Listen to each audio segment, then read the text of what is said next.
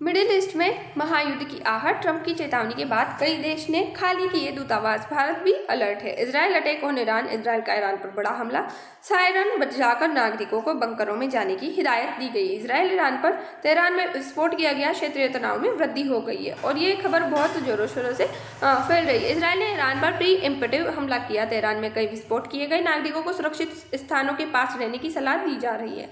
Pre emptive strike क्या है? तो संभावित खतरों को रोकने के लिए पहले हमला किया जाता है, दुश्मन की तैयारी को रोकना चाहने के लिए, रणनीतिक बढ़त हासिल करने के लिए भी ये किया जाता है। हमला क्यों किया गया? ईरान का परमाणु कार्यक्रम, मिसाइल क्षमता और क्षेत्रीय तनाव की वजह से ये हमला किया गया है। ईरान अमेरिका के बीच बैलिस्टिक मिसाइल पर विवाद चल रहा था। अमेरिकी राष्ट्रपति डोनाल्ड ट्रंप ने ईरान पर हमले की धमकी दी थी। अमेरिका सेना पहले से ही ईरान को चारों तरफ से घेर चुकी है। इससे पहले शुक्रवार को अमेरिका ने अपने नागरिकों से तुरंत इजरायल छोड़ने के लिए कहा था। अमेरिका ने ईरान के आगे 4 शर्तें रखी थी। इस महीने अमेरिकी विशेष दूत स्टीव विटकोफ ने समझौते के लिए 4 शर्तें बताई थी। हालांकि ईरान इन शर्तों पर तैयार नहीं था। यूरेनियम एनरिचमेंट पर पूर्ण प्रतिबंध, पहले से संवर्धित यूरेनियम को हटाना होगा क्योंकि इन्होंने 60% यूरेनियम को संवर्धित कर लिया है। लंबी दूरी की मिसाइलों की संख्या सीमित करना, क्षेत्रीय प्रॉक्सी बलों की मदद देने बंद करना।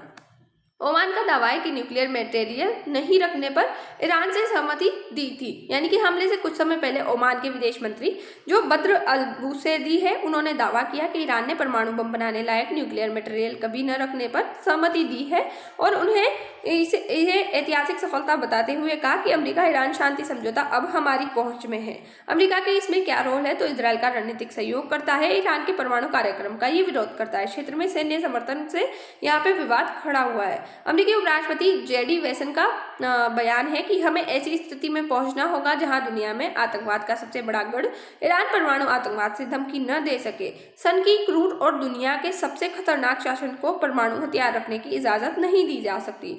ये सब कुछ टिप्पणियां ईरान के प्रति की जा रही है। 6 देशों में 9 अमेरिकी बेस और ईरान की घेराबंदी है, जिनमें से जॉर्डन, ईरान, कुवैत, सऊदी अरब और बहरीन, संयुक्त अरब अमीरात, यानी कि सारे खाड़ी देश इसमें शामिल है। उसी के बाद मिडिल ईस्ट की ओर बढ़ रहा यूएसएस जेराल्ड आर फोर्ड, दुनिया का सबसे बड़ा एयरक्राफ्ट कैरियर ये माना जाता है। इसकी लंबाई 337 मीटर है, यानी कि लगभग 1106 फीट का है। ये सबमरीन है और चौड़ाई 78 मीटर है, यानी कि 256 फीट का ये है। स्पीड इसकी 56 किलोमीटर प्रति आवर से ज़्यादा ये चलता है। इसका वजन 1 लाख टन है। इसकी क्षमता 90 विमानों तक ले जा सकता है, यानी कि बहुत ज़्यादा कैपेसिटी है इसकी। अमेरिका इजरायल संबंध, मजबूत सैन्य सहयोग, खुफिया साझेदारी और साझा सुरक्षा लक्ष्य इनके अपनाए जाते हैं। ईरान अमेरिका संबंध तनावपूर्ण है। परमाणु मुद्दा यहाँ मुख्य रूप से चरम पे रहता है। क्षेत्रीय शक्ति संघर्ष देखने को मिलता है।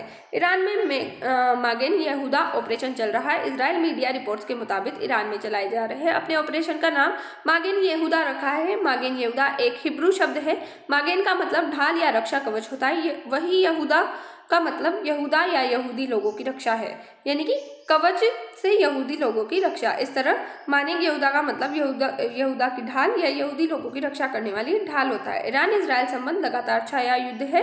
मिसाइल व साइबर हमले भयंकर देखने को मिलते हैं। प्रत्यक्ष टकराव की आशंका है। वैश्विक प्रभाव, तेल बाजार पर असर होता है। युद्ध का खतरा, वैश्विक तनाव बना हुआ है। भारत पर इम्पैक्ट, तेल आयात प्रभावित होगा, महंगाई बढ़ेगी, भारतीय नागरिकों की सुरक्षा और विदेश नीति संतुलित होनी चाहिए।